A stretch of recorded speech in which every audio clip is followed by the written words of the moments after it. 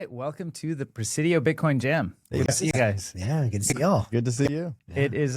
We've got a ton to cover today. This week has been just craziness in Bitcoin world, right? Super boring. I love that Bitcoiners always get along and are always on the same page with everything. It's great. You know what? I've sort of purposely excluded myself from all of the. I mean, I'm not super in the drama anyway, but You're the wisest of us. Definitely. Well, I think I took a signal from Max, he went like all grayscale on his phone and like all the notifs off and stuff. But I've basically been off Twitter, except unless like you send me a link, then I go click on the link. Oh, what's this thing about?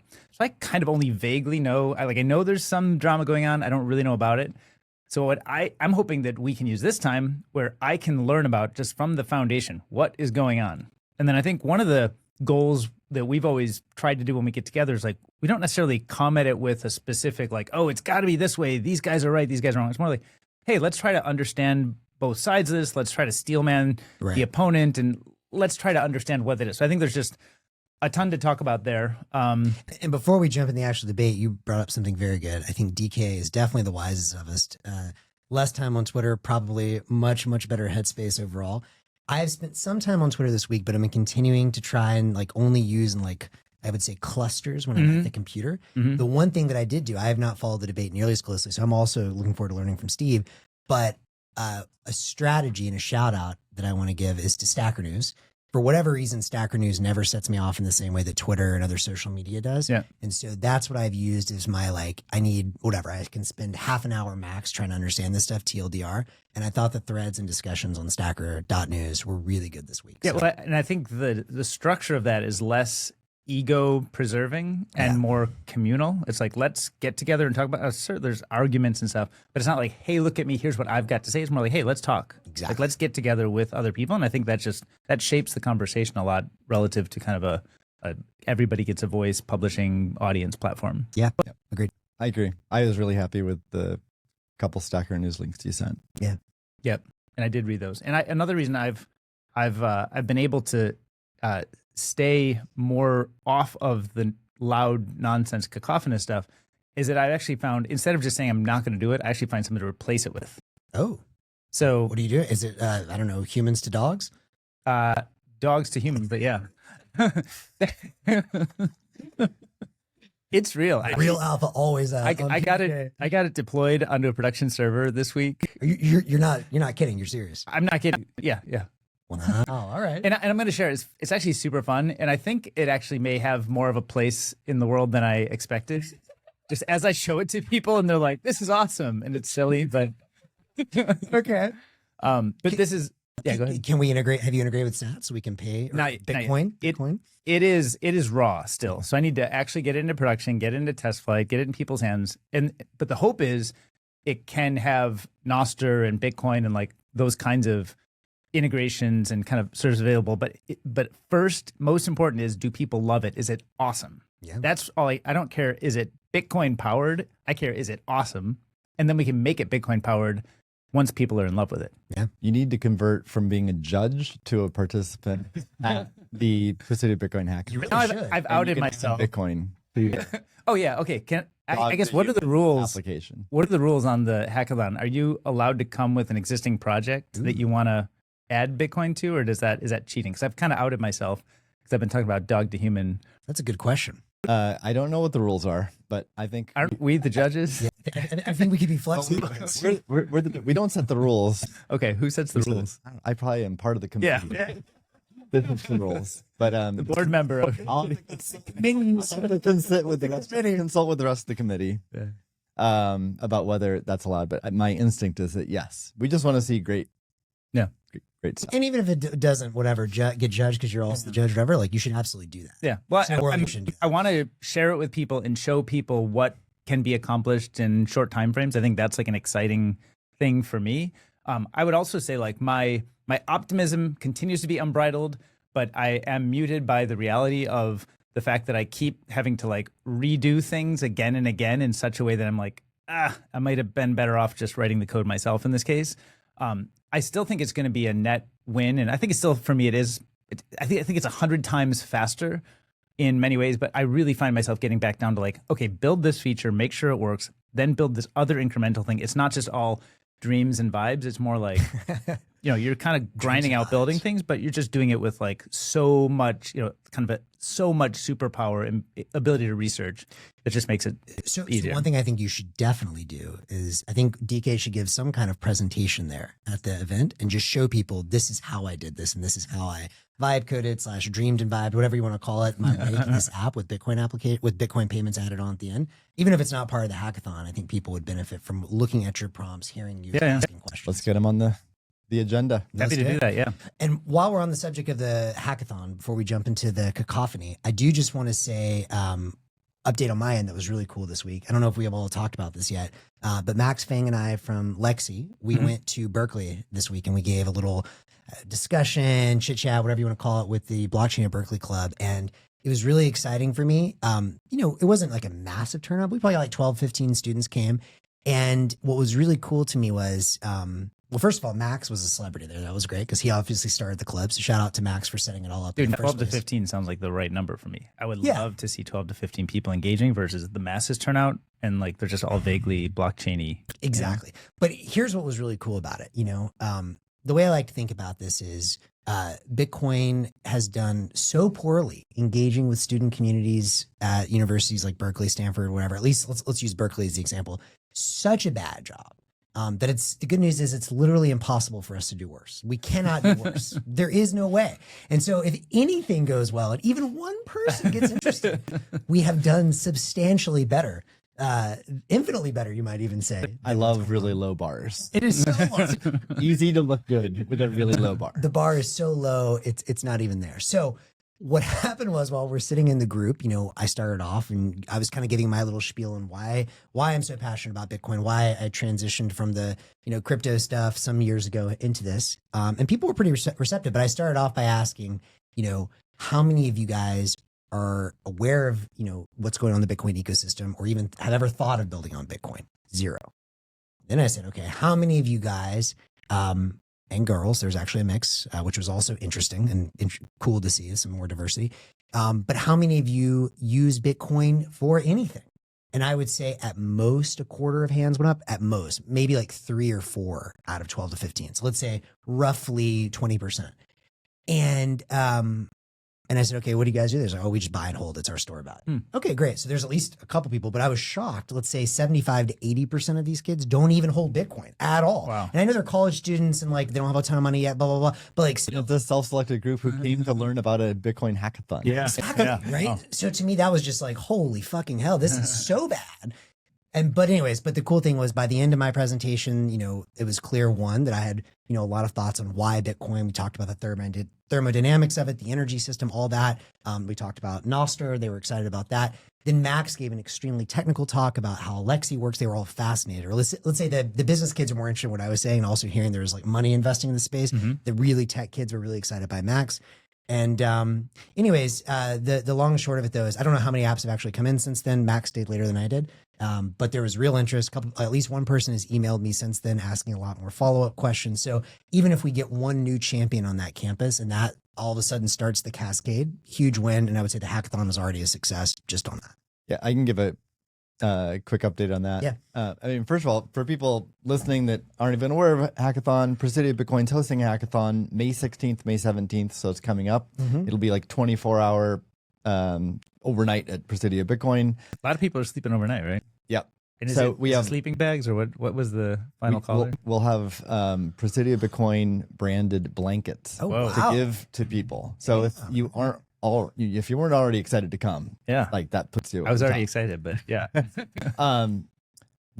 Space is limited here, so we have room for at most 50 builders, 50. We've had a ton of applications. Yeah. We so far sent out 30 invites, so there's still room, and we're still looking for more super high quality applications, people that want to participate. But it's looking good, and we have people from students from Berkeley as well. They actually signed up. Yes, nice. including some of them timed right after you spoke. Oh, so perfect. All right, nice. You inspire people. Yeah, great. Excited. Good. Happy to hear that. Yeah, so really excited for it. It looks like it's going to be a fantastic event. Awesome, dope. Should we get to it? Let's get it to it. I am coming very raw on purpose. So I would like I'm to. prepared. I know you are. You've got your notes out. I'm itching. I know you've been like chomping at the bit, all week. I can feel it in the chat all week that like Steve's like, I am structuring my thoughts. Did you see this tweet? So we definitely want to hear from the ground up. I don't even want to lay out the foundation, because all I know is there's something about core op return. There's some data on the thing. There's some drama. So can you just lay it out like 101 style and the basics of what is going on, why this blew up right now, what's happening, and give me a moment to like even just clarify a little bit around like what the foundation is before, because I think you're ready to go. I'm saying let's get the foundation. Explain it like we're five. Yeah. I think there's like many different subtopics here. We'll get to all of them, but perhaps the best place to start is the Bitcoin blockchain. Is it for money or is it for data?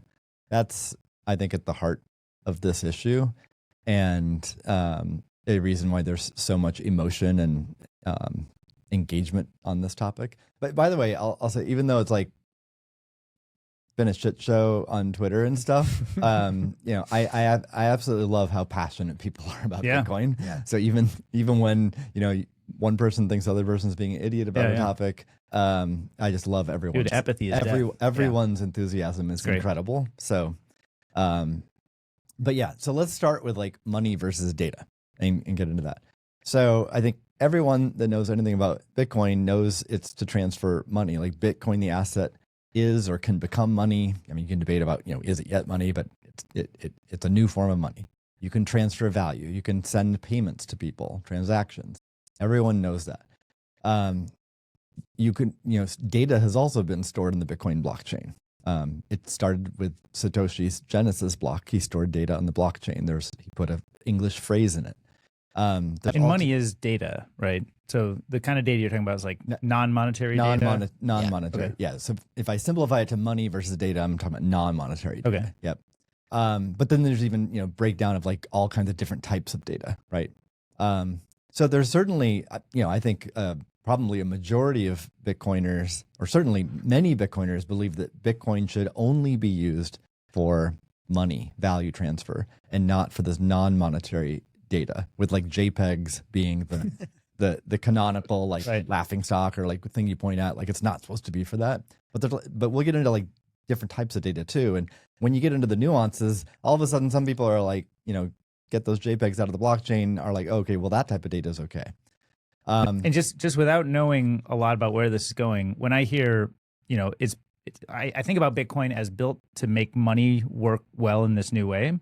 So I'm kind of like sympathetic to the idea of like, make the money thing work well. And like, if there's other use cases, if they can be supported, fine, but you don't necessarily need to bend over backwards or create new features to support that. Yep.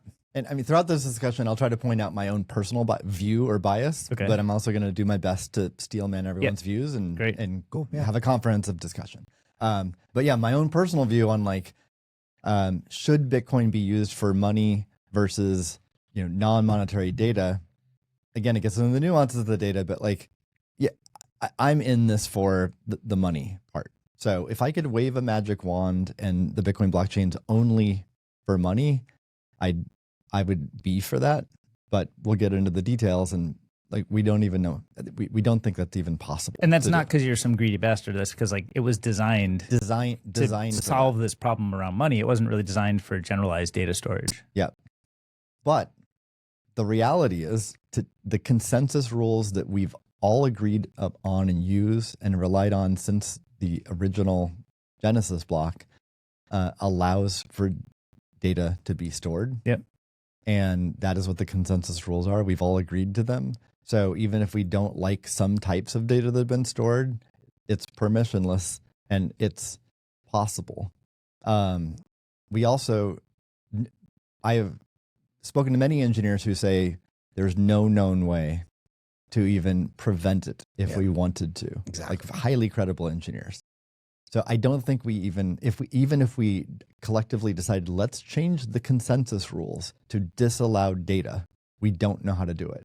Because if you strip out all the existing techniques to storing data, op return, and Taproot leaves and stuff like that, and like the witness script, even just basic transactions themselves, you can always embed invisible to other data in it. So it's impossible to do. So I think that's one of the, so a lot of this drama, my observation is there's a lot of people who haven't spent that much time on all these details, and we're going to walk through the details in the show. And one important thing to understand is we don't know how to block the data. So even if you don't like it, like there's nothing that can be done. So one interesting dynamic is that you'll see in this like civil war this week or whatever, there's that one side, you've got like the JPEG folks who literally are, work at the companies that put the JPEGs in the blockchain, and they're pro JPEGs. Then you have a lot of hardcore Bitcoiners who are anti-JPEGs. They don't like the JPEGs. They don't want it on Bitcoin, but they're on the same side here because I think they both realize you can't stop it. So that's part of this discussion. But money versus data. So what is the specific issue that's being discussed this week? There's been a long running Bitcoin Core policy to in general, they're called standardness rules. So Bitcoin Core is very opinionated about certain types of transactions, whether they're standard or non-standard. We've talked about this specific issue on the show before.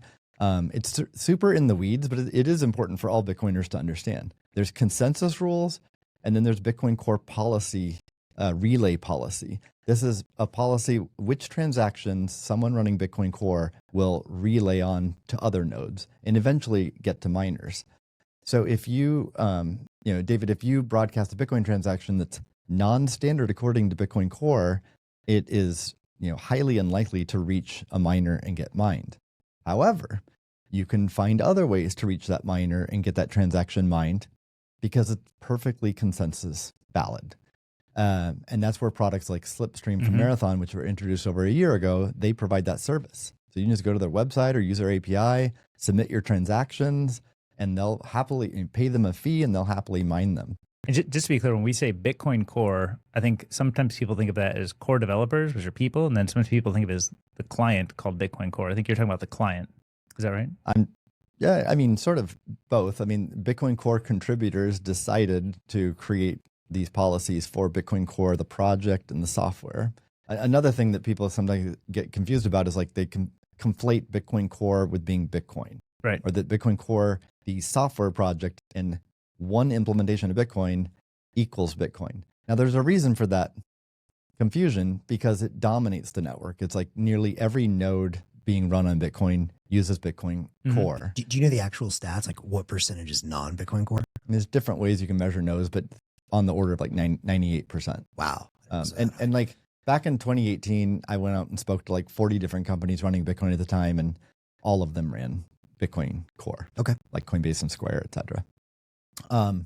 So because of that dominance, like, if Bitcoin Core changes a consensus rule, it gets merged and it gets deployed and there's not an uproar and people just upgrade like they normally do, they're going to accept that change. If they change a policy rule, then people are going to accept it unless there's an uproar and like some kind of, confrontation. So that's why, it's its own implementation. It's not Bitcoin, but it in some certain ways effectively is. And I also want to just follow up on something else you said. If I had a transaction that was unlikely to get relayed through Bitcoin Core clients, you mentioned Marathon Slipstream product. Is that something like the mempool accelerator where I can pay to get it mined no matter what? So mempool has this. Okay. I heard last night that Antpool also has this. I mean, accelerators have existed for a long time, like 10 plus years. It was always OTC though before, I guess. Well, it was more like my transaction got stuck in the mempool. Okay. Pay a miner or a mining pool a fee to get it unstuck, and they get it mined. It became much more popular a few years ago when inscriptions and NFTs and BRC20 and all these different tokens took off on Bitcoin. That's when mempool and Marathon introduced these products, and it was just much more popular. But to be clear, the takeaway though is that if I'm willing to pay whatever the market rate is from these different accelerator products, I can get my block mined, even if Core doesn't relay the transaction. Yep. Yeah. But the market is a different market in a sense, right? It's like Yeah. a one-off. Whereas if you submit it to the mempool with a fee that everybody can see, then it's kind of a decentralized but common market. Open order book, yeah. And if you go around and say, hey, let's just do a side deal here to get this one done, that's like open and decentralized, but not really visible necessarily to everybody. And we're going to go a little deeper on okay. that And those are shortly, becoming because more visible, that is a key point in this whole okay. debate. But yeah, so it's really important for people to understand consensus versus policy, and that even if you don't like, or let's talk about what OP return even is. Yeah. So OP return, it's just an opcode in Bitcoin script. It's been around from the beginning. It allows you to store data in the blockchain. You have to pay the standard Bitcoin transaction. You have to pay fees just like you would any other transaction, but you're not paying anyone else. You're just storing data. So you do have to pay Bitcoin fees. It does not create an unspent transaction output, a UTXO. So that's critical to understand that. And how do you create an op return? Do you use like Electrum or Sparrow or something? You just like create an op return transaction and submit it? Yeah, I don't know like exactly which wallets give you that feature, but probably It's like a probably wallet Electrum type thing. You just submit. Yeah. Okay. And so long ago, like 10, 12 years ago, this is when like colored coins started becoming popular. So very similar as today, just like a less history repeats. Yeah. Rhymes, but so doing colored coins in Bitcoin, this is before there were a lot of or really any other, or not that many other altcoins, right? And people wanted to do colored coins on Bitcoin, and then it created the debate, the same debate, money versus data. And so it was decided then by core developers to add this policy to not to eliminate OP return, but to limit how much data one could store in one Bitcoin transaction that uses OP return. I believe it's 80 bytes. And that was 10 years ago or more? I think like 2013 era. Okay. And what's the profile or the composition of people who are contributors to Bitcoin Core today versus then? Is that mostly the same people, mostly different people? Every core maintainer is different today than then. Okay. There are some contributors then that are still contributors today. There's some contributors then who are who open PRs on core today that aren't regular contributors. Like the PR in question was opened by Peter Todd, who that's another like subtopic here. Like who even is a core developer, right? Yeah.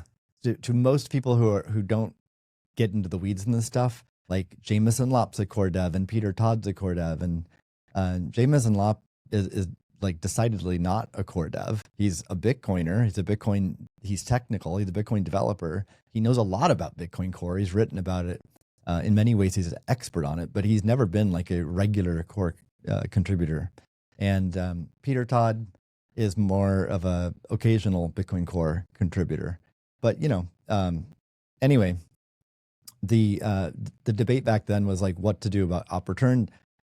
The decision was to create this policy rule: don't relay transactions that have an OP return transaction that has more than 80 byte payload of data. And it's been that way ever since. I don't think it's changed since then. Let's get to the heart of it. Like, what's the PR in question this week? Everyone's debating.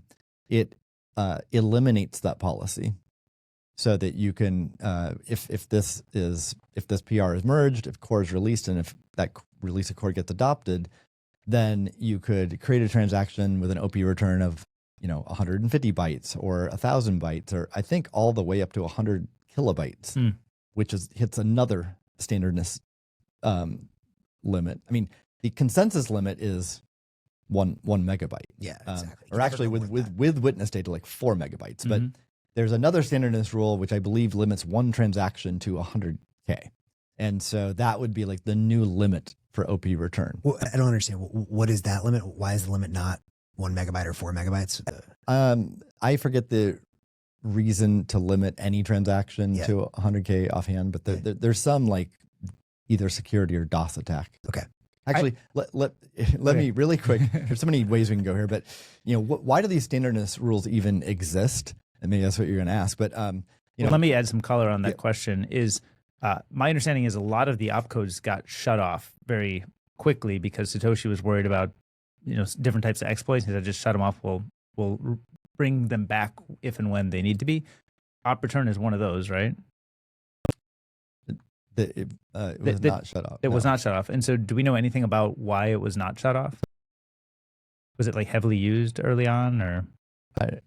I mean, I guess it wasn't considered to be there was no DOS attack or security concerns with it. Okay. And then actually was going to be my point on the why do these policy rules even exist? So Instagibbs did an analysis of this a couple of years ago. The policy zoo, he called it, and then a few other core developers have written about it. But the different categories of these various policies, they fall into policies that help mitigate denial of service attacks against Bitcoin. A second category is reduce risk of security vulnerabilities. And well, I'll get into each of these. The third is around future soft fork upgrade hooks, like ways to actually change consensus through a soft fork, preserving those, because you can create a consensus valid transaction that sort of like stampedes on top of that, and then you can't use that unused opcode in the future for a soft fork upgrade. So there's those three categories. Every policy fits into those three categories except for one, and that's the OP return. So the analysis done by some core devs for that called the OP return policy paternalistic, because it's the only one that you can argue is like Bitcoin Core telling Bitcoin users, we don't think you should do this. It's more opinionated. Where the others, like clearly from a objectively technical perspective, help mitigate DOS attacks and security attacks. Like there's not really much room for debate on those. And some of them, the great consensus cleanup, which we've talked about a little bit before as well, addresses some of those at the consensus level. But again, these policies are just at the policy level. But the one that is an outlier is the OP return. So fast forward to more recent times, I personally came of the opinion a little over a year ago, that Bitcoin, my opinion was that Core should remove the OP return policy. And the reason, what my journey was, I learned as soon as Slipstream launched from Marathon, I immediately got concerned about this creating a potential like centralization force for Bitcoin. So I reached out to Marathon, and good on them to like take the call. I grabbed a couple of core devs. We chatted with them, and fortunately they genuinely knew what they were doing. They had people who, because a lot of miners I don't think understand all these details, and I was worried about them accepting transactions that could present security or DOS attacks to the network. But they knew what they were doing, and generally had a handle on that. But then that led me to realize, why they introduced that product. And then that product became relatively popular. And a lot of non-standard transactions were being mined. Almost all of them just using OP return, getting past that. So that's when I realized this policy, while well-intentioned if you want Bitcoin to only be for money, it's ineffective. So even if that's what you want, it doesn't work. Like OP return transactions that exceed 80 bytes are being mined on the blockchain today on Bitcoin, and there's nothing you can do about it.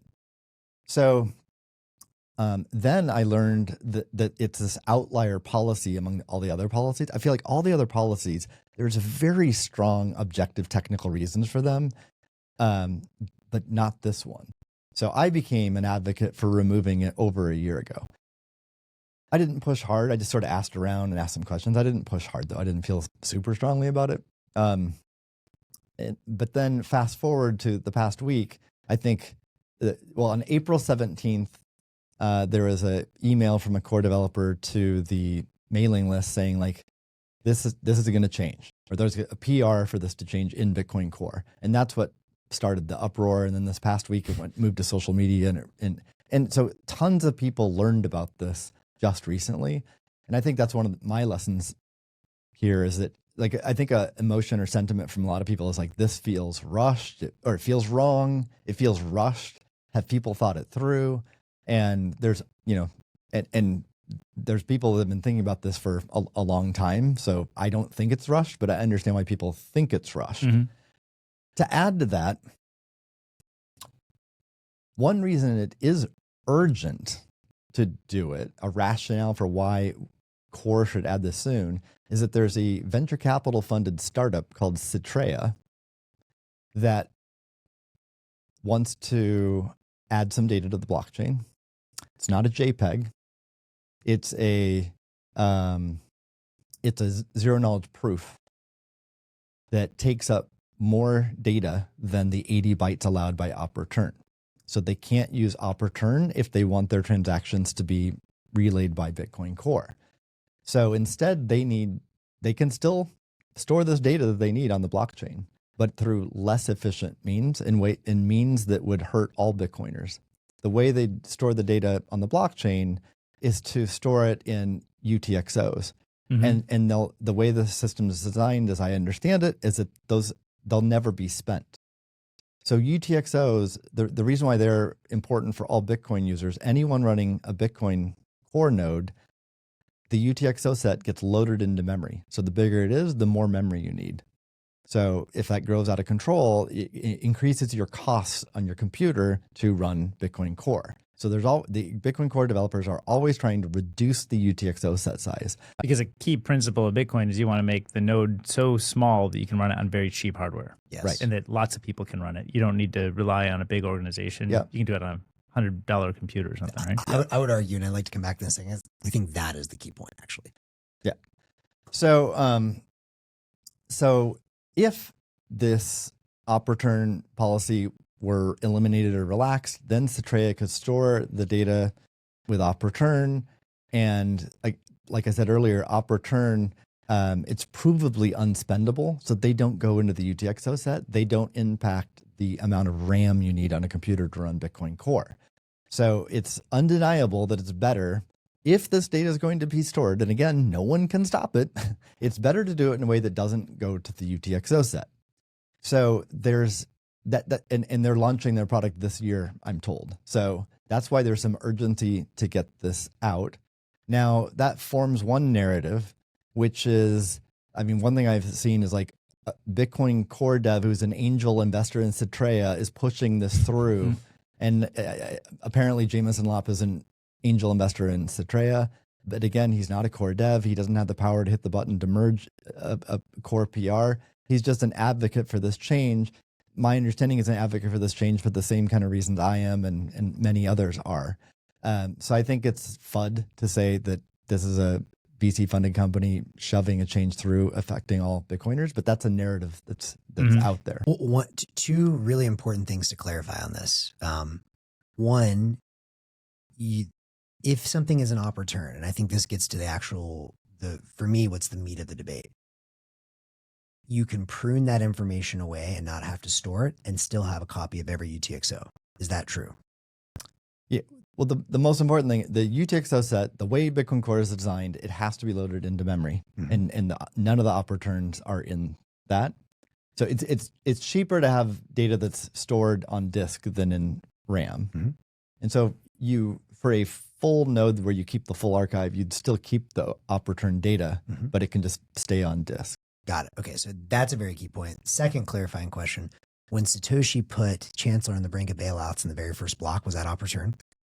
I think that's in the Coinbase. Okay, so that's in the Coinbase, right? Yeah, that's another detail. I'll give a quick overview. I don't think we need to get in that much of the weeds, but you can store data in the Coinbase. You can store it in the witness script, and you can store it in op return, and you can store it basically anywhere. I mean, any part of the transaction data, you can weave in, interleave data within that, especially like Schnorr signatures. You can do some wild stuff as well. So one thing I just want to pause on, and we want to hear the other side of this, but to me, I would reframe the debate slightly. I see it, and again, not being anywhere near as in the weeds as you are on this, but I actually don't see the debate over data, arbitrary data versus monetary data. To me, that's actually like like it's a silly and almost pointless debate, I would argue. And the idea of whether or not you want JPEGs and all this stuff, again, I kind of see that as pointless. To me, the core issue is the point you were raising. Can the common man run a full node or not? Full stop. If the common man, and by that I mean, let's say someone in an emerging market that doesn't have a lot of money, with the resources that he or she has, bandwidth, storage, and compute, if they can run a full Bitcoin Core node for a reasonable amount of money relative to their salary around the world, then Bitcoin has achieved its goal in my mind, and awesome. If not, then game over. And the reason I feel so strongly on that is twofold. One, trying to make the distinctions between monetary information and non-monetary information is a very arbitrary and slippery slope, right? From the very first block, right? Like we're already putting non-monetary data in there. And to your point, like monetary data is just data. And like you can say, okay, well, the intention of this is to be more monetary, which I agree with. But again, it's like, well, you know, what counts as truly monetary data? UTXO is a core part of how Bitcoin works, and that's the thing that allows you to prevent double spending. Yes. You could double write an op return, but you can't double spend a UTXO. So UTXO is like the monetary data, right? Totally. But my point is, like, one could argue that's not just a monetary data. Like, let me rephrase this in a better way. I had a podcast this week with Drew Bansel. It's an absolute banger. Shout out, a little show for my podcast, Ideas from the Edge. Hopefully we'll be releasing in the next week or two. It really is an incredible conversation, because Drew is, like, I think the smartest person I know in Bitcoin.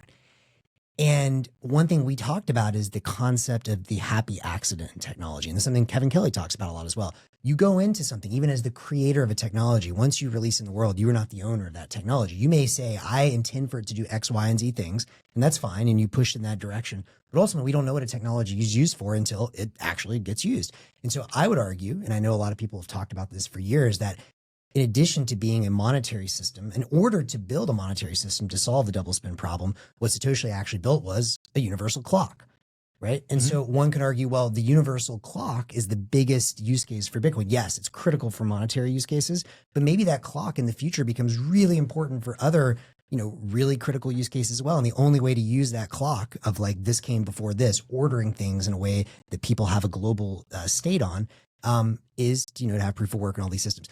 All that to say, like, I clearly, like, also want monetary first. That's, like, my bias.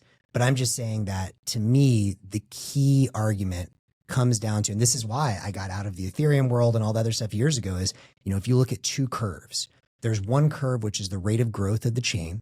There's another curve, which is the cost of consumer hardware, bandwidth, storage, and compute to run that node.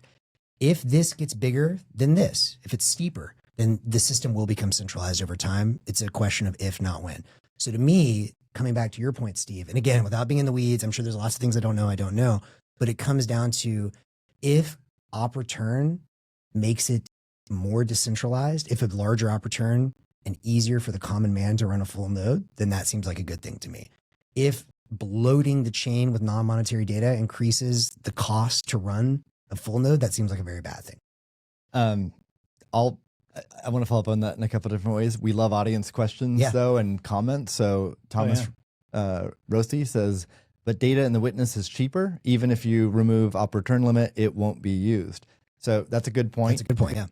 It's my understanding, it's generally true, what is said there. There's only, like... Can we talk about op return and data in the witness? And what the hell is the witness? Op return is a type of transaction that's non-monetary, right? Doesn't have a UTXO. What is the witness? The witness is where cryptographic signatures are stored. This concept was introduced with SegWit change. I mean, obviously, signatures have been stored in the blockchain since day one, but the witness area was introduced in SegWit. It's where signatures are stored, but it turns out, like, any data can be stored there. So inscriptions and basically, like, to simplify it, the JPEGs are stored in the witness. So large amounts of data can be stored in the witness. And part of the point that Thomas is making, with the SegWit change, there's a SegWit discount with data stored in the witness. And that means it's cheaper to send it's 25% the cost for every byte stored in the witness versus a byte stored elsewhere in the transaction. There's a very logical reason for that. It actually comes back to the UTXO set, trying to reduce pressure on how big the UTXO set grows. So with SegWit, the pricing mechanism makes it more costly to create data that has to go into the UTXO set. So that's what the witness is. So the point being made by Thomas is that because you get this witness discount, it's cheaper to broadcast your transaction. You're going to tend to want to store data there. That's true for if your data is over a threshold. I believe I was told last night by a core dev that it's like 137 bytes. So there's a certain threshold. Anything under that, it's cheaper to use op return because there's a little bit of overhead with using the witness data approach. So that's why these large JPEGs, videos, whatever you want to do, you use the witness to get the discount. But something like Citrea, who just wants a zero knowledge proof that they want to store, and it's something like 100 and little over 100 bytes. So it's more than the current 80 byte limit, and it's less than this threshold, I believe. So it's these niche, that's another thing. The reason this particular issue is being completely blown out of proportion, because we're really only talking about a very niche set of use cases that would even utilize this relaxed rule. And it's also the kind of data that I think most people wouldn't be bent out of shape about. Like Citrea is not storing JPEGs on the blockchain. They're storing a zero knowledge proof on the blockchain. So one follow-up question there is an alternative approach to reduce the SegWit limit such that you could store this there. Store what? The Citrea, like the 100 bytes. I don't think so, because it gets back to the kind of overhead is like fundamental Bitcoin transaction data. So I think the answer is no. Getting back to the points you were making, Max, I agree with your reframing, but I think it's important to talk about the framing that we were talking about because that's a lot of the drama. So I don't understand why Luke Dash Jr. and people at Ocean believe so strongly in filters, or they believe strongly that you can stop this data being stored in the blockchain. And they're very pro filters. They created a mining pool called Ocean, and when they launched, they filtered out all this data. They very quickly changed course when they realized no miners wanted to use them because they don't make any money then, or they don't make. Just to clarify, filters means there's a certain type of transaction that gets submitted to the mempool that they say they're not going to process. They won't mine. Which means they're making the market for transactions, the block space, less competitive. For themselves. For themselves, for anybody who they make less. Use. Yes. Yeah. They did make less money. So they had to introduce a non-filter version, and any miner using them can switch to that, which any sensible miners are like a non-ideological pro, I need to pay the bills miner would turn that off. I honestly don't understand why Luke believes it's possible to filter out the data, but he does. And because he's respected by many people on Bitcoin, has a huge following. There's many reasons I think people have respect for Luke. I have respect for Luke, but I definitely don't take everything he says at face value. Right. He has some like wild views. Yeah. I always read his views. I love Luke, love his views. He's representative of like Bitcoiners who just are like wild and wacky, and they keep Bitcoin strong. So I do respect that, but I definitely have learned he's not always right. In fact, he's often wrong. And because he's so technical, I don't understand why he believes that it's possible to stop this data being stored in the blockchain. But because of that, he's influenced many people in Bitcoin to think that we can. So then that creates narratives that like Bitcoin Core's gone rogue. They're, being coerced by venture capitalists to enable JPEGs. And that's wrong for so many reasons, including the fact that the JPEGs already are on the blockchain, independent of this change. And as we just said a few minutes ago, this change literally it'll effectively only enable a few niche cases of data that's like between 80 bytes and like 137 bytes, which is typically going to be things like zero knowledge proofs. What's the mechanism that is it? Taproot Wizard is the big JPEG one that everybody talks about. What's the mechanism they're using? inscriptions and witness data. Witness data. Okay. Yeah. Yeah. Well, one other thing, just again, to add to that, I think your point about a lot of Bitcoiners, like, look, I also think that my general philosophy is zoom out, look at the big picture. Are you building a system that promotes freedom, free markets, the ability to run nodes? If so, awesome. If not, maybe time to question that. And I think it's also important to remember that Bitcoiners are awesome, particularly early Bitcoiners. But to your point, just because you're right on one thing, a lot of Bitcoiners are also pretty extreme in a lot of views. Like this whole bizarre narrative around like, oh, we only eat meat. Like that is so weird, has nothing to do with Bitcoin. And yet there's a big portion of the community that believes it. A lot of the early OGs, by the way, are vegan, which is very interesting as well. So I think it's just important to separate out, like there's a lot of different philosophies around a lot of things that we lump together. To me, what this reminds me of a little bit, and I don't mean to be too incendiary at this, but a little bit of like the 2017 like block size debate wars. And it's kind of like the Bitcoin Cash, Bcash, and the Bitcoin Satoshi's vision that were so, no, listen, we need this and we need it right fucking now. We can't wait for this to develop over time. Therefore, we're willing to do it, whatever it takes. And there was like a strong ideology. In my mind, it's kind of like, look, I said this last week, nature is going to nature. Another way of saying that is free markets are going to free market, which doesn't mean we shouldn't be grateful for people like Steve that actually put in a lot of work on this stuff. But like, I don't know, man, if it promotes free markets and more freedom, like I don't really see why anyone should care. It's like if someone wants to pay, as long as they're paying, if someone wants to pay to store whatever in the mempool or in a transaction, it's kind of none of my business. I'm not going to do that. I agree. There's at least 3 more areas I want to dive into that I think are really important. Yeah. So let's get to it. Because we have other exciting topics to talk about as well. There's more happening. We've not really gone deep on the mining centralization concern. And I think a lot of people don't know this or appreciate it. So let's talk about it. So, and is that related to the drama? Okay. It is definitely related to this. So I mentioned a little over a year ago, talked to Slipstream, got concerned. Here, let me play out a possible future that it would be concerning to all Bitcoiners. Yes. Let's say that, so Core has this policy, doesn't really relay these OP return transactions that are over 80 bytes. Let's say that that there are products developed where they become popular. And that did happen the last couple of years. Then Slipstream emerges. It's a company. It's a proprietary service. It's not publicly broadcasted like regular transactions. If a sufficient number of transactions only go through Slipstream that pay high fees, and that thus the only way a miner can see those transactions to mine them is to become a customer of Slipstream. Right. That's a problem. They have to register. They have to apply, register. Please, Slipstream, can I be your customer? Sign their terms of service. Be in the right jurisdiction globally.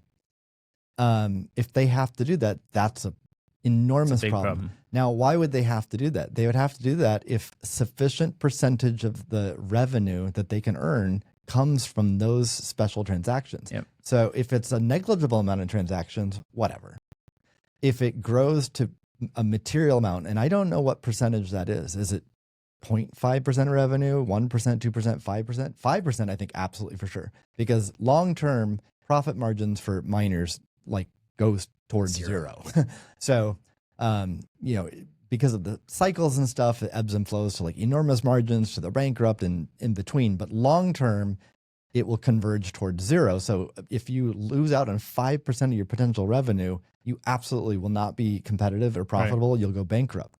So whatever that threshold is, though, it's extremely dangerous game if miners have to do that. So small miners would just simply not be able to do that. So what do? You sign up with a larger pool to mine your blocks for you and pick the transactions. That would be your only option. It's extremely centralizing. So I mean, that already happens, though, right? There's big pools that small miners sign up to. There's just not which is a problem. It's a huge problem. So that anyway, another show we can get Stratum V2 and how that can be solved in Braid Pool and different protocols. But that is a problem. I mean, the long-term vision for Bitcoiners should absolutely be that we enable anyone to be able to mine around the world. Yes. So that and it also piggybacks off the earlier point that Max made, which is we want to make it really cheap to run a Bitcoin node, not only just a miner, but a Bitcoin node. You want it to cost like $100 or less so that you can have like a home miner. That should be our objective.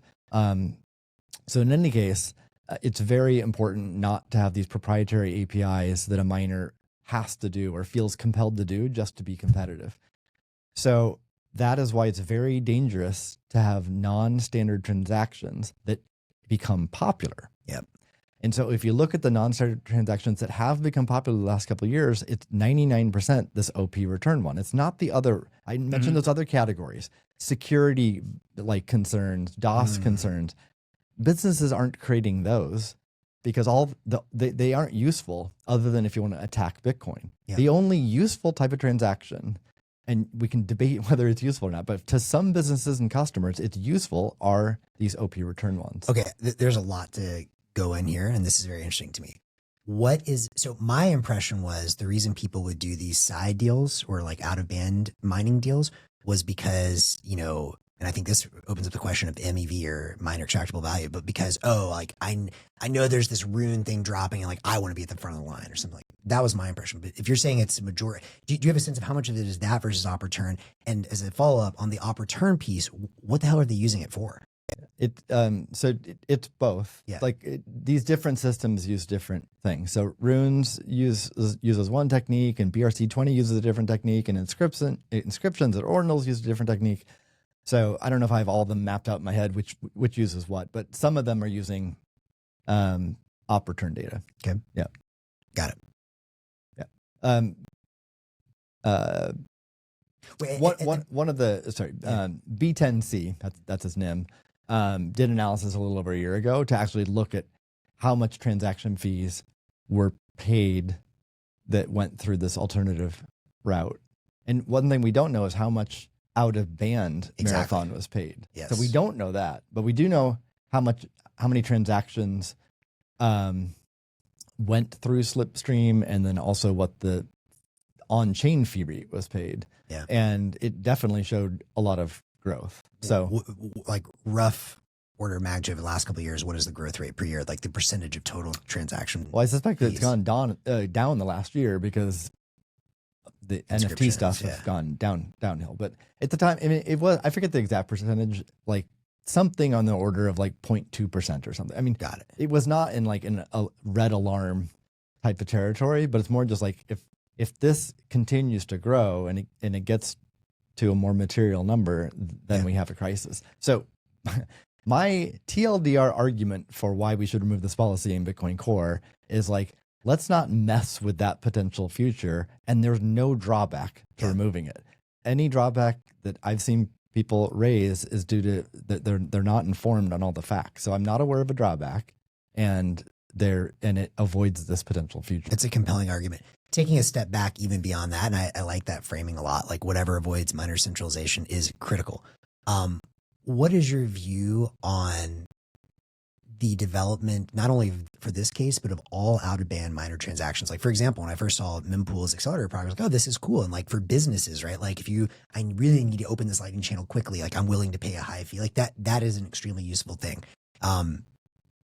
Do you think that even putting this use case aside, over time, does the existence of these accelerator-like products threaten the centralization of Bitcoin mining? And if so, what else can we be doing to make sure that doesn't happen? It depends on how popular they become, because they've existed for like over a dozen years. Yeah. So they've existed a long time. They themselves have not caused harm. I mean, well, number one, we can't really do anything about it. I mean, these businesses get created and they're using the Bitcoin protocol. So part of the answer is like tough luck. Yeah. It's happening. Free market's going to free market. But number two, well, what can we do? Well, that's why in this case where we saw some growth where it could be headed towards dangerous territory, we identified why. And it's this paternalistic, frankly, one could call it censorship by core. Core software is censoring transactions that use consensus valid OP returns. So we're wanting to, maybe this will help some people get on board. We're removing censorship from Bitcoin Core of these particular transactions. All in the position. We identified that as a reason for these accelerators existing. I mean, when talking to Slipstream, like they didn't even really want this product. Like they actually don't even have this product to like make money. They just want to like facilitate the mining. They need to, yeah. And they wouldn't need the product if it wasn't for this core policy. Yeah. Cool. Has that been, I guess with all the back and forth on Twitter, has that been presented? I mean, I've written a couple tweets, but you know, once things get out of hand on Twitter, like people are not a lot of people rationally evaluating that. And I don't think so. So hopefully people are watching this and we're like keeping it a little more patient and calm here. And I just want to go back just for a second because I think it's important. You know, the Slipstream thing I wasn't aware of. I'm sure every miner has probably some like more OTC handshake version of doing this. The reason I mentioned Mempool is because I think it's an incredible product. In fact, I think it's one of the best products in the space. It's so beautiful, easy to use. And they, for the first time, made it easy to just click a button. I don't know what their numbers are like. I mean, the fee environment's gone down, but to me, if it becomes super mainstream, which I don't blame them either, it's a great business. But that I've gone back and forth and I don't have a strong opinion yet, but is that worrisome at scale? It is worrisome at scale for the reasons I said earlier. Yeah. I mean, I use Slipstream as an example, but just plug in Mempool as well. Yeah. So, could they not emerge like in a competitive environment where like Slipstream and Mempool are again, each doing it? Let's always bring it back to like we want to make sure the small miner can exist. So if there's let's say there is competition and there's like 37 providers of this. Mm-hmm. So if I'm a small miner and I want to maximize revenue in my block, I not only have to like just run Bitcoin software and look at the mempool, but I have to sign 37 agreements, global agreements. Right. I have to hire lawyers in like 37 countries to sign these agreements just to see all the transactions. That's a total nightmare. Yep. So that is not the Bitcoin we want. Like there's no debate that we don't want that future. Right. So that's why I'm not a huge fan of that part of mempool. Again, if it stays small scale, it's no big deal, but anything that would show growth is concerning, and we need to be asking, why isn't just going through the Bitcoin network? Why the public Bitcoin network? Mm-hmm. Yeah. And again, the only one I'm aware of where it's like, oh, we can do something about it is by removing this paternalistic policy in Bitcoin Core, which is the PR at hand. So I think we've covered mining really well. Really quick. This is a bit in the weeds, but like the specific PR for Core, which Peter Todd opened, not only removes the limit, but removes the option in the software to allow someone to choose a limit. And so that's a nuanced thing, because the PR could also just make the default no limit, but still give users of Bitcoin Core software a command line option to re-enable the limit and choose the limit. I've looked at different views there. I think that the shakeout is, even if you add that option, as we know with any software and options, very few people use the option. Yeah, people take the default. Yeah, always. People take the default. So it's a small set of people who take that option, and the type of people who take the option are typically people who are really going to understand the details, and a large percentage of them will not want the limit. So very few people would actually enable the limit, and all it takes, you don't need that many nodes to create connectivity without a limit to make sure that a transaction you broadcast reaches a miner. So there's just no stopping it. So having that option is actually pointless, except for like political reasons or PR reasons. If it makes people happier or feel better about themselves, maybe it's a good idea to have it, but then it creates tech debt for the core developers to maintain that option. But if the limit is removed, if I'm just to summarize what I heard, the limit is removed, today the limit's 80 bytes, and if the limit's removed, that becomes 100 kilobytes. Due to another policy rule. And there's no debate around that. I assume that's kind of like not currently up for discussion. So kind of by removing the limit, you ended up at 100. Yeah, I forget the rationale for that, but it falls into like the security, I think it falls into the And those all still have, that 100K has to be stored on the disk, but not in memory of the node. Yes. It's cheaper to have disk storage than memory storage. So presumably that would continue to be cheap to run a node. But again, I don't know why anyone would do that, because they can store it in the witness data. Mm-hmm. So if they do it, then it's good for miners in the sense that they make more money. Mm-hmm. But, okay. What else we got? Last thing, and then we can move on to new topics. But I think we're covering this really well. Thanks for the conversation and the time. Last thing is like, when and where should discussions about this take place? Meaning there's a small group of people who've been thinking about this for like literally over a decade, and then a little bit bigger group who've been thinking about it the past year or 2 years. But the vast majority of people who are now participating in the discussion really just came onto their radar in the past week or two. So, because another part of this drama this week is that there's the PR in question on GitHub, where there's typically on a PR, there's just this technical discussion by contributors to that project on like, I found a bug, or can you write it a different way, or just reviewing the code and giving feedback. And then once people agree that yes, this code is sound and makes sense, you can hit merge, and then it gets merged. But what happened with this PR is that like the angry mob came. And like the kind of mob that happens on Twitter came into the GitHub PR, and it just makes a complete mess of the situation for trying to get your job done on that PR. So then that conversation was closed. That PR, like discussion of that PR was closed. So then narrative started that like Luke got banned for commenting, but it turns out anyone was banned, even people who have written code before on the project, such as Luke. The only people with that type of lock on that PR that can still comment would be maintainers, people with commit access. So there was no like targeted banning. I do think there was targeted like removal of posts that were on that didn't meet the code of conduct for the project. But the big question here is like, what types of change in Bitcoin Core merit consensus to a broader set of people beyond core contributors? Which types of change merit at least properly informing a broader set of people beyond core contributors? I think those are all very legitimate questions. And so another sentiment I felt and heard from people is like, this felt rushed. Why wasn't I included or part of this conversation, and where should I have this conversation? So one of my opinions is that's an area that could be improved moving forward. I think there's no question a consensus change needs very broad discussion. This was not a consensus change. It was a policy change. I do think it's a special category because most other changes to Bitcoin Core, the vast majority are not a consensus change and not a policy change. So if you're just like renaming the CLI option or something, I don't think you have to go like reach out to the world to get approval. You can just like, if you're a core contributor, you have a few others review the code, make sure it's not going to break things, and you can merge it. So most changes can completely stay contained within the core contributor set of people.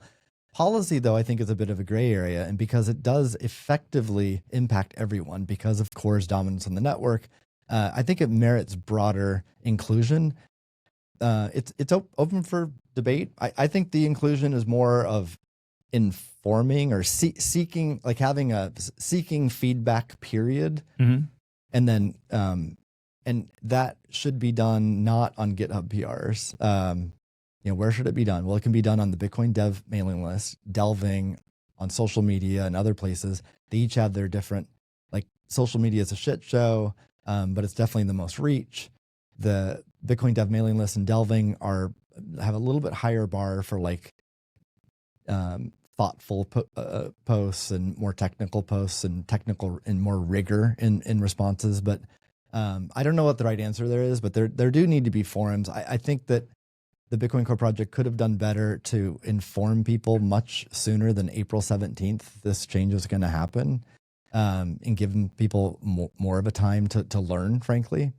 Even if I think generally all the decisions being made here are right and correct, objectively so, like giving more people time to digest it, learn, come to that same conclusion themselves, and then not become so emotional. So this brings up two broader points, which I think are very important for me. Number one, even though the more I learn about this, the more I sympathize with your view on op return specifically. One area that I would definitely agree with the other side of this is I would be super pissed if I felt like I was like silenced on a PR. I get practically why that is. You can't just have like the whole freaking mob when you're trying to make decisions. To me, though, this gets to a much deeper point, which is why the hell are we still hosting Bitcoin Core on GitHub? And, I don't know, guys, like, any protocols we know of that might allow for everyone to have a public-private key identity, a free market of relays, and the ability for everyone to choose their own algorithm on which comments they get to see so that no one is censoring the other people? Hole punch? Oh, Noster. Oh, okay, that too. With yeah. G. Gnoster. Gnoster, right? Did you fork Gnoster? No, I'm actually quite pissed because I wanted to register this. Someone already bought the domain name, but this is I may launch a little product at some point called Gnoster. Yeah. For Gnosis, but that's a separate rabbit hole. But anyways, but this is my point. Like I think censorship sucks. Period. I think everyone should have the right to view what they want to view. And I think it's crazy that it's 2025 and we're still having all these debates on centralized forums. And this is why Jack put up that first bounty. Where the hell is our decentralized GitHub clone on Noster? That to me is the real question. Yep. I haven't checked comments for a while. Let's quickly look at those before we move on. So YouTube comments were disabled. I'm not aware of that, so I can't really say anything about it. I'm not familiar with. Okay. Please ignore that. Would they allow 8 billion people using the network? Opening 8 billion channels requires more than a year. I guess, I don't know enough about. There's questions about Citrine, which is a roll up. I don't know enough to have intelligence. I don't know much. I can't answer the question, but Citrea is a BitVM implementation. So it's a zero knowledge proof roll up sidechain. You can do stuff on that sidechain and then post it back to Bitcoin. And So they're well funded, like Founders Fund led around. It's a real company. there's several different startups that are funded to do BitVM side chains. It's an experiment. If successful, it probably will create a bunch of tokens and shitcoins that a lot of people won't like, but maybe there's useful things that are built on top of it too. Yeah. Cool. TBD. I know we're converging and trying to finish this off. We know that we don't know where these conversations should be held, but do we have, just as a final point, what's the next step, or how does the next, how do we make progress, or is there some date by which this may get closure? Well, that specific PR, if there wasn't the uproar, speaking to a few core devs last night, actually, it has enough acts and review to be merged. So under normal circumstances, it would be merged and go into the next release of core, which I believe would be the one for the fall. And is that going to happen now? I don't know. Okay, so this dust up may just cause it to be more on ice for a little bit. I don't know of a good objective reason to not merge it though. The only twist, there could be an alternate, and I believe someone did create an alternative PR which removes the default but keeps the option. And I talked about that earlier, why it's only really valuable for political points or whatever, but maybe that's needed to pacify people. Yeah. One other major question. What is your opinion on the health of the network with core having that much of a dominance, 98% of nodes in the first place? Now, I understand this tends to happen in most software systems. However, in the Lightning Network, right, it's not that way. We have LND, LDK, CLN, async. Do you think, is this even whether or not I agree with like the knots, people that are trying to specifically filter on this, do you think this could be a good, pause moment for there to be at least an implementation that gets to a few single digit percentage points so it's not entirely core? I think it's a great topic. It's a half-hour topic, so let's save it for another show. Just because I know we have, because I really want to talk about that. Actually, it's a very important one. It's a very important one. So let's definitely talk about it maybe next week or soon. But it's giving in a one-sentence answer doesn't do it justice. Okay. And I know we've got some other exciting stuff. It's a half-hour topic, but we only got like 20 minutes left. So we got two topics in the 20 minutes. So let's do Epic first. Okay, Epic versus Apple. A friend of mine did send me a link, and I read about I think it was a judge who said that this, there's always been this tussle between Apple and Epic. Epic Games is the maker of Fortnite. They, I think a while back, they pulled the app out of the App Store because they didn't want to pay the Apple tax, the 30%. And I think it was yesterday, a judge came out and said all the Apple shenanigans to capture payment from Epic and all devs now is over. So we're not going to face that shenanigans. And the shenanigans are basically, Apple had these policies that you couldn't if you have an in-app payment where the content is consumed as a virtual or digital good, it's consumed in the app, then you can sell people that digital content, but Apple gets a 30% rake on that. So a video game like Fortnite, everything's digital and digitally consumed. Just to make the distinction, something like Uber is not digitally consumed, so it not subject to that same kind of tax. But if it's Fortnite, everything's digitally consumed, so marginal cost is zero basically for them to serve. So Apple says we get 30% of that, and they have such a strong policy on this. You might have seen before if you go on I think the Kindle app on iOS, right? So Apple versus Amazon. Apple, if you try to buy a book, you open your Kindle app, you're like, oh, this is where I go to read. Can I buy a book I want? And because how controlling Apple was on the language, Amazon couldn't say, go to the web to buy this, because that would violate, Apple has control over that language. They won't approve the app. They won't serve it in the App Store. So Amazon used to use this language you can't do that here. Good luck. Maybe other places, I forget the specific thing, but it was very non-descriptive of why it didn't work or what else you should do to mitigate that.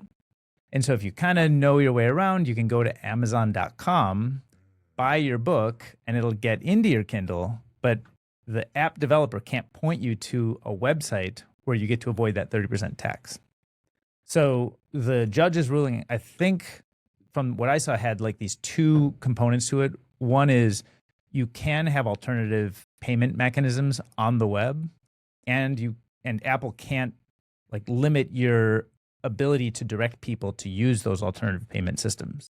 Now, I think that's generally good for the internet and freedom and entrepreneurship and innovation, but I also think it's really good for Bitcoin because Bitcoin's an alternative payment mechanism, and it's something where you could say hey, here's an app, and now I can accept. I mean, this hasn't really been prosecuted. The Epic thing is the one that's been prosecuted, but it kind of opens the door, at least, to the possibility that I could imagine you could accept Bitcoin payments and you could direct people to websites where you could accept Bitcoin payments, and Apple kind of can't really probably do that much about it. Well, I don't understand. In app though, for example, for Nostr apps like Primal or Damus, does this mean that they can onboard users with Apple Pay and not have to pay the tax to buy the Bitcoin you're using for zapping? No, I think if you're choosing to use Apple Pay has captured the credit card and they've earned the right to charge you the 30% in their mind. It's just that, early on when Damus first launched, I think they got denied from the App Store because of the zaps at the note level. Yes. So you could receive zaps at the profile level, which is just hey, it's a nice tip for Steve because he's a cool guy. If you zap at the note level, then you're saying, I like this piece of content. I'm kind of buying this piece of content. That's serious. So does Primal currently pay 30% of Zap revenue to Apple? I don't think they do. Well, I think they do if you why you buy the Bitcoin with Apple Pay. Yes, that's the key. It's the exchange revenue, the USD to Bitcoin exchange revenue. But if I have Bitcoin I got somewhere else, I bring it on Primal and I send it to you. What's the potential benefit or unlock then for Bitcoin with this new ruling? Well, you could imagine, I mean, I'm just riffing, but you could imagine that, Primal says, hey, buy some Bitcoin here with Apple Pay, or go to our website, primal.net, and buy Bitcoin cheaper. Yeah. So today, if I buy Bitcoin through Primal, Apple gets 30%? Yes. I haven't done it recently, but I think that's the case. So does that mean I'm paying 30% more for my Bitcoin? I think Correct. they have to just mark it up. Bitcoin's $100,000, I'm paying $130,000. I think that's right. That's right. Which is a total garbage experience, right? But you also have to remember, for them, most of the people they're onboarding are noobs. They don't necessarily have Bitcoin. If you already have Bitcoin, great. Okay. But your point... But that helps make it clear. Yeah. This could meaningfully make a difference for that. Yeah. Could you also, I wonder if this is a boon for progressive web apps. Could you, in addition to just pointing to a website, be like, hey, or you download the PWA version of Primal and you save 30%. Yeah. Or save the PWA. You don't even need to download. You're still using old language. Click on this link, visit the PWA, save it to your home screen if you want, and buy there or wherever you want, The other, another thing that would love to see an Apple policy change on is the use of NFC. So if you recall last fall, Donald Trump went to PubKey in New York, for like a staged Bitcoin payment media opportunity. Yeah. Man, what are you talking I thought you were just wandering around the streets. I don't know that for a fact. So, but anyway, and most people saw that like it failed. The payment failed, which was a major failure for Bitcoin, right? And my understanding of the technical problem was the glare of the lights like we have here made it so the QR code wasn't scanned, and that's what the failure was. Yeah. So what if we had NFC payments, right? And even if not for scenarios like that, but just what people are already used to using their iPhone or whatever, Apple Pay, it's so slick using NFC payments. Well, you can't do that with Bitcoin today. You can do it Android to Android phone. You can do it iPhone to Android. You cannot do it Android to iPhone or iPhone to iPhone. Like the iPhone can't be the recipient. Why? Because it requires a certain API in iOS that you have to seek approval from Apple. You have to apply 2 stages of application. Gatekeepers everywhere. So they did just introduce this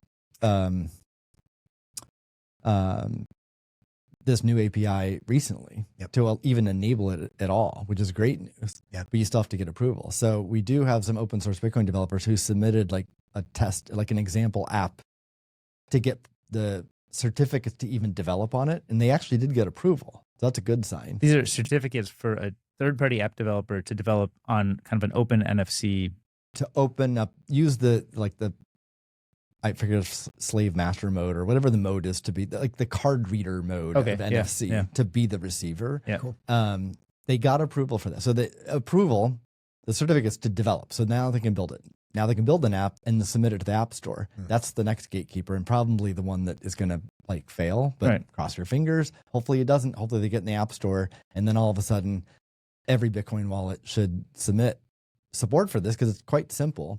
But also maybe this recent ruling is going to make Apple a little more hesitant to deny this. Yeah. That's cool. I think it's going to also unlock potentially new businesses in the App Store. So if you have a 30% tax in everything you do, that limits the kinds of businesses, like businesses that wouldn't make that much money or might not make as many sales can't exist. Whereas if you can make, you sort of only pay, I think there's still some fee, or I don't know. There's some drop off. I guess it's probably still 30% if you're in, or I haven't checked all the details on what they're charging. But if you can send people off to a website, even though there's drop off there, but you can still get enough conversion that you can beat the 30% tax, and then you actually might open up new product experiences, new businesses that couldn't have been built before this. And I want to come back to the PWA thing because I actually wonder if this is like an incredible why now for someone to build a PWA app store. There have been people that have played with this. I think store.app, Fran's app has played with this a little bit with not exactly PWAs, but for his Noster open source app store, which is really cool. I forget that the name is leaving me now. But anyways, I wonder if this is a great, especially for the Nostr ecosystem where we already have this alternative payment network, Bitcoin and Lightning, for someone to be like, no, we're going to go all in PWA app store. In fact, put out the call. If someone wants to build a PWA app store right now, this is the why now, using Nostr apps and Bitcoin Lightning payments. I'm very interested from a VC perspective. Because if I know I can go and just like, download the normal app on my iPhone and I have to pay 30% more, or, start saving the PWAs into the PWA app store, which is just, I guess, a folder, a fancy name for a folder. I would do it. I had a crazy, you might think of this as dystopian, so apologies. I'm too much of a kind of curious explorer. I had an amazing new payment experience this week that I'd never had before, and those rarely happen. You used WorldCoin? Oh, man. I didn't. That's dystopian. This is less. This is a topic we're substantially less dystopian than that. Scary. You guys shop at Whole Foods from time to time? You been in there? Have you ever seen that little palm scanner thing? It's also scary. A little dystopian, but have you ever used it? No. So, it's actually challenging to check out at Whole Foods if you're trying to use they have like an in-store QR code thing, which is like the light problem. And you have to dial up your screen thing so that it hits the scanner, doesn't work, and they use the other scanner, and then you do your NFC, Apple Pay credit card thing. And the payment experience at Whole Foods is kind of crappy if you're trying to do that. And so if you opt into their dystopian system, which I did because Yeah. I'm just really curious about how this stuff would all work, you actually get your QR code tied to your credit card. You have to approve something, like I'm, Jeff Bezos' little bitch or whatever. But but in the future, then you just go there, you put your palm over it, and it just works. Now, I'm interested in this because not so that I can be Jeff Bezos' little bitch, but it's because I think it's like a product experience. You could imagine like having a Nostr key tied to a Bitcoin thing, and you could sort of pay, somebody else could design a new type of terminal that can read from Nostr keys and, sort of turn your biometrically. Yeah. So I'm like, I just thought it was like, it's an amazing experience. It has problems, but that kind of thing shows a way that the world could work. Now we want an open version. We want a more pluggable version, but I'd recommend at least looking at it and exploring how it is. I don't say necessarily sign up. I will not be signing up for that. I'm surprised. In a future show, we're going to talk about like confidential computing and secure enclaves more. And I think that it's a good segue into a future show. Yeah. Really, we got a few minutes left. Really, another quick shill about an event that we're planning for Presidio Bitcoin. I just want to like get it out there. So, we talked about the hackathon a lot. That's next week. We talked last week about the design week we're going to have here in September. But another event we're planning is slated for Thursday, June 26th. Here at Presidio Bitcoin, the Quantum Bitcoin Summit. Let's go. Quantum computing. We've talked about it on at least 3 episodes here. It's a narrative that's growing, a concern that's growing. To some investors I've spoken to, it's growing to the top of their list of concerns of Bitcoin. Mm-hmm. So we plan to cover, and like, when is Q Day going to occur? I'm hearing from people it's 3 years away, 5 years away, 10, 50, never. We don't know. I have no idea. So a lot of people still hold the view that it's like total FUD and it's like 50 years away and it's just not something we should be spending cycles on right now. Mm-hmm. The reason I'm starting to spend a little bit of cycles on it, even though I don't know the answer to when Q Day is that if it is rising to the top of the charts for reasons for people to not adopt Bitcoin or to get out of Bitcoin or reduce their exposure to Bitcoin, that's bad for Bitcoin in the near term. Yep. So I don't think it's acceptable for Bitcoin development community and Bitcoin community in general just to be like, not our problem or not a problem, stick our head in the sand. Yep. I agree. We need to look through, there's several different topic areas. We don't have to solve all of them this year, I don't think, but we at least need credible answers to them. So we'll be sending out information soon, announcing what those topics are and speakers and attendees. And we already have a bunch of like awesome people who are wanting to attend. So. Great. And is the idea for the summit that it will be a mix of both Bitcoin developers and quantum researchers? Cryptography, quantum. Yeah. And possible, and possibly like investors and other stuff. But what we'll definitely do is record it and probably live stream it, but definitely record it and make it available for investors or anyone in Bitcoin who wants to learn more, they'll be able to do that. Did you mention roughly time frame when this will be? June 26th. June 26th. Yeah. Okay. Cool. So if anyone listening is interested in this, if you know of researchers who would be great to speak at this and help teach us, please reach out. That's the biggest area we need help with because we're not super Like connected quantum to computing research. Yeah. Yep. And the tough thing there is like the people who that purport that they know a lot about quantum, they usually have a vested interest too. Yeah. Right. And so it's a little difficult to tease that out, but we can't just like decline all of them though, because I'm not going to teach people about in making it more near term or making kind of the perception as more near term problematic. Is that when you say they have a vested interest, meaning if you're funded research at Microsoft, like you want to let the world, you're biased towards like, we're making great progress. This is a big deal. Right. Not 50 years from now or never. It's a big deal in the next decade. Yep. You're incentivized to believe that and like, again, it could be true. I don't know. Technology accelerates very quickly. It would still be cool. I mean, I love your point on that, like follow the incentives, but having folks from Google or Microsoft or some of these companies would also be awesome. So we'll do our best. But if anyone can help us out, we'd love to help. Cool. We got 5 minutes. Spark Let's is do live. it. Spark is live. So I told you guys we could spend hours talking about Spark versus Arc versus Lightning. We'll do that eventually, but like let's just cover Spark in a few minutes to start the conversation. Spark is a new technology from the company LightSpark, and it is a way to scale payments on Bitcoin. It's also a platform in which you can create tokens, like tokens that a lot of people don't like, but stable coins as well, which is more palatable to a lot of people. So with Spark, Spark facilitates Bitcoin payments and stable coins. It addresses several drawbacks of Lightning. It introduces some drawbacks itself. There's still no silver bullet. But in my opinion, it is a good set of trade-offs. Like I think Spark stands a good chance to get adopted broadly.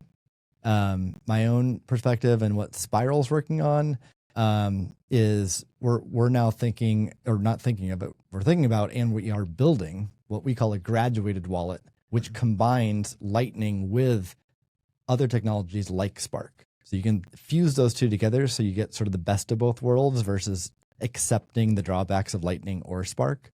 So what are the benefits to Spark? It scales much better to more users than Lightning does, because you can with one on-chain transaction and one UTXO, you can distribute that over many users. And so you just get better economics that way. There's also no inbound liquidity issue that Lightning presents. So that improves both UX and economics. In the Lightning world, we've improved the UX. Like if you use Phoenix, you don't have to like wait around or go seek another peer to get inbound liquidity. It just works out of the box. So we have developed Lightning technology to a point where it's just an economic question, but Spark does deliver better economics to the user on like a per payment basis. And yeah, I mean, so that's a big win, right? And it's also a relatively simple API approaching, or basic. I expected this year to be Stripe like Dev UX, where you can just plug it in. They're gonna, they're a partner at the Hackathon, a sponsor. I'm excited for that. They'll be here along with Albi and Lexi, some Lightning only solutions. So it's going to be great to see all that in action. But the Dev UX should be tremendously better. So that's exciting. And then for stable coins, they're promoting it as a stablecoin platform as well. In competition with Taproot assets from Lightning Labs. And, so I think there's going to be increased tension between those companies and their marketing, and they're going to compete against each other, but competing against Tron and Ethereum and Solana and Base from Coinbase and all these other platforms for stable coins. There's just tremendous competition from these technology platforms. Spark has entered the market there. Do you think that Spark is going to mostly like spearhead with stablecoins, and then there's going to be all kinds of other use cases, or is stablecoin just one of many things that will probably happen out of the box? I've seen data point. LightSpark is aggressively approaching every Bitcoin wallet. I don't literally know every. I think they're approaching every Bitcoin wallet, every stablecoin wallet, every crypto wallet. They already are doing lots of sales and biz dev to traditional financial companies, banks, right? So I think, they're well funded. They have a strong executive team and a sales team. Like I think they're attacking on all fronts, and they are building Lightning infrastructure that they want to be used as the rails between all this stuff. So they, everything I've seen from LightSpark, they are staying true to like Bitcoin as a core and Lightning, and that is where they'd make money. They hit dev and user UX issues with Lightning to every individual. That's why they developed Spark. And they're supporting stable coins because they're massively growing as well. But I think that's their vision and their plan. In supporting stablecoins, you mean to help people launch new stablecoins, not to do interchange with existing stablecoins? Or I'm not aware of them announcing which issuers are on their platform, if they're going to issue one. So I don't think that's announced yet. So unclear if we're going to see Tether on Spark, whether we're going to see USDC, whether they issue their own. There's a new one from PayPal has one as well. I think like Anchorage and Robinhood and a few other companies combined to form one. So yeah. I don't know. Disclosure, I am an investor in Lightspark. I'm very excited about all this. I don't think any of this is like insider or secret info though, but their position, I believe they've expressed publicly as well, is that there's going to be a long tail of stable coins, like a huge diversity of a lot of different people and competing there. I think they want to be able to enable that long tail market. Just to be fair though, even though I'm also very excited and obviously want them to do well, you talked about the benefits. It may be just worth mentioning briefly, what's the trade-off? Yeah. Because I mean, if that's all you hear, it's like it sounds awesome, and it is awesome. Lightning is dead. Citrea can go away, and like Arc and Cashew and Fedman can just go. No, each of these systems presents pros and cons. So what are the drawbacks to Spark? One, it's based on state change technology, and we can go deeper into that some other time. But what it means to it's a different trust model. So with state chains, you do an on-chain Bitcoin transaction, then you have a state coin. And then like, if I hold the state coin, I can buy something from Max, give him the state coin. I get whatever he sold to me. Now he has the state coin. Is it trustless? Like, is Max confident he has the money and can't be rug pulled? For the most part. But I, as the previous owner, can collude with the state chain operator, and in the case of Spark, the Spark operator. So there is a server involved, and if the state chain operator colludes with the previous owner, they can literally steal the money. Max isn't unaware of it and can't do anything about it. So it's not as trust minimized as on-chain Bitcoin or Lightning. So that's a very clear difference. Now, has Spark taken mitigations to reduce the risk of that? Yes. They delete keys from their server which are necessary for that collusion. So they claim to delete the keys. I believe they delete the keys. They have no incentive to like lie about that. They have all the incentive in the world to properly delete the keys. Right. So, I believe they delete the keys. And if they do delete the keys, then that theft is not possible. That's great. So practically speaking, like the happy path, you can't steal the money. So this actually has really nice trade-offs in that world. However, what if a North Korean hacker hacks into their server unbeknownst to them, and changes the code to keep the keys unbeknownst to them, and then there's a window of time and all the coins that are transferred then can be stolen by that North Korean hacker? So I just had a light bulb moment go off. This is much longer conversation for the future. You mentioned we're going to do a whole deep dive on confidential compute and secure enclaves, which I'm becoming obsessed with. Couldn't that solve this? Couldn't you prove the server is running a Spark, but within the server is a secure enclave? The key was generated within the secure enclave. We never saw it, and it's never been extracted. So I think the short answer is yes, but it doesn't solve it. It increases the cost. Because like you can pay enough money to break Intel SGX. You can pay enough money. You can break these confidential computing things. But they'll get better over time. They'll keep improving. So it's good technology, and we'll go deeper. It's good technology. Raising the cost of attacks is a very good thing to do, right? But it's not. It doesn't like no one can prove you deleted a key. There's no such thing as a proof of deletion. But you can prove you never extracted the key. And what I'm saying is there a way? No, because you can attack the confidential computing. Okay, we'll go deeper on that. But the other thing I think is just really important to emphasize is also no one is ever arguing this is a replacement for Lightning or Bitcoin. But to your point with the graduated wallet approach, the idea is maybe does this make sense for a new user until they get to $50 or enough to actually get a channel? So there's been lots of problems with trying to use Lightning for individual users over time. Many of those problems have been fixed. Many are being fixed, but one that will never be fixed is low balances. Like someone who's receiving a tiny amount of Bitcoin as their first experience, no one's going to open a Lightning channel to them because it's economically too costly. But it could be received in Spark. And then up to a certain threshold of balance, it just stays in Spark. And once you have enough money in your balance, then a Lightning channel under the hood, unbeknownst to the user, can get created. So the user only sees one balance. They send and receive Bitcoin. That's all they see. And once it moves to the Lightning channel, they have a much more trustless, secure environment. I also think we should give just a quick shout out. Austin's been making a lot of comments in the chat, including that he worked at Amazon when they developed DK's dystopian technology. So he saw that live. To you, Steve, he's asking, he can't find anything about graduated wallet. Win wallet, sir. Well, that's a great question. I talk about it. We don't have anything. It's still because we're offering alpha on this show, so it's unannounced. This is like confidential spiral work that we're announcing on the show. I like it. But because we're an open source org and I'm the boss, I got to talk about it here. But we don't have official information yet. We did just hire Ben Carmen, and he's working on this project. So he's a phenomenal developer. He's working on this project. Matt Corallo did a hack week a month ago using Spark and LDK and already proved it works together. So it's in development. Expect to hear more, in the coming months on that activity. And we're already in touch with many existing LDK wallet developers and people who have been a little hesitant to adopt Lightning. Yep. And there's a lot of excitement about this graduated wallet concept. Sweet. Yep. Cool. We are over time, so we should wrap soon. But you did also mention another piece of alpha that you were going to reveal. This is the DC. Yeah. Okay. Yeah. All right. Drop it, baby.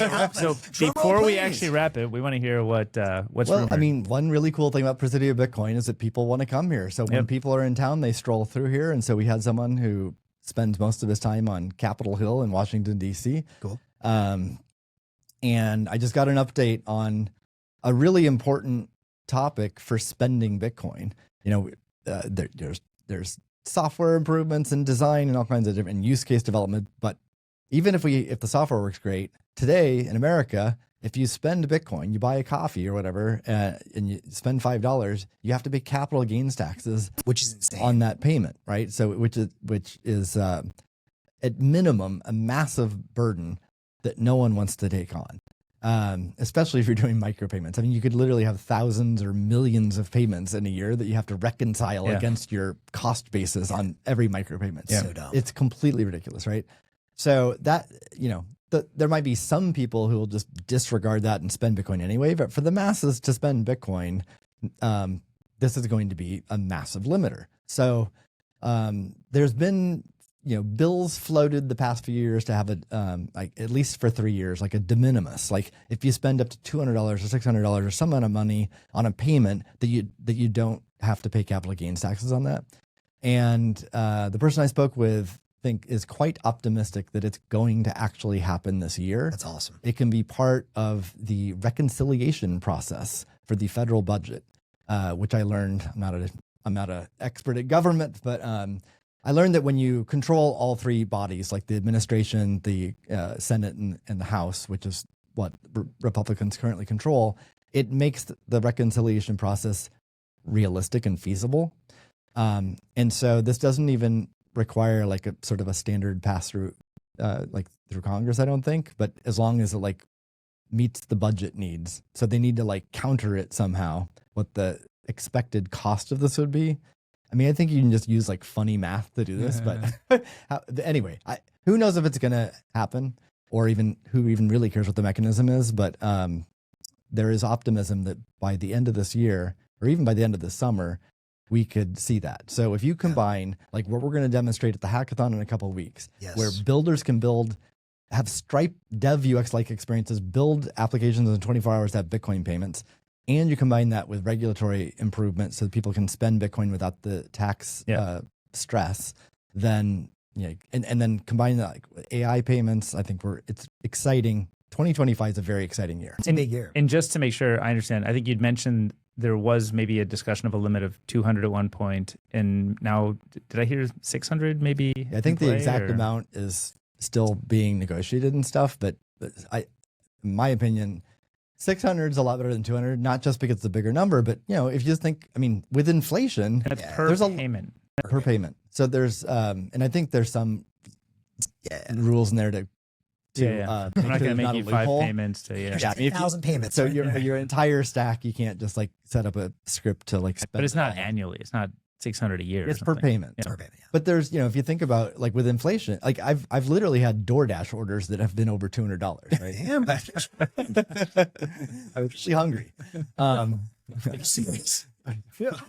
For more than one person. I know you work out a lot. I see it. Yeah. It's all dessert. Anyway, I mean, 600 would be a much more feasible threshold than 200. And I think this, like, I would not sleep on this. Like I've been working with Lightning companies for years now. This has been a huge issue people have been banging their head up against for many years. I think this enables, micropayments online for stuff like Nostr, AI payments. Maybe one day, I don't know, a certain company that rhymes with doc, turning on payments on their terminals, but also products like potentially like topping up. I don't know if this would fall in there, but if you wanted to do something like in addition to stable coins, stable sats, which require lots of like, the ability to move Lightning in and out of a position quickly. I don't know if that would qualify or not. Broader point is, I think this opens up a lot of new business models, and I would put this on my like wish list as one of the top 3 things to enable Bitcoin payments. So we may hear a result as soon as the summer. Yep. So we'll stay tuned for that. Sick. Before we wrap, Austin asked the question, which we'll address on a new show, but like, what are the drawbacks to the build on Spark approach? I mean, I mentioned one, but there's several others as well. And I say that as someone who's like quite bullish on Spark. Like I'm overall net a fan, but on a future show, I'll go into a lot more detail on that analysis. And then Arc is another technology. And I've learned there's 5 versions of Arc. Oh. So we can cover each of those versions and Spark and Lightning. And eCash too. And compare all of them. So we'll try to make that accessible to people. Cool. I love it. All right. All right. Beautiful. Let's do it. Till next time. All right.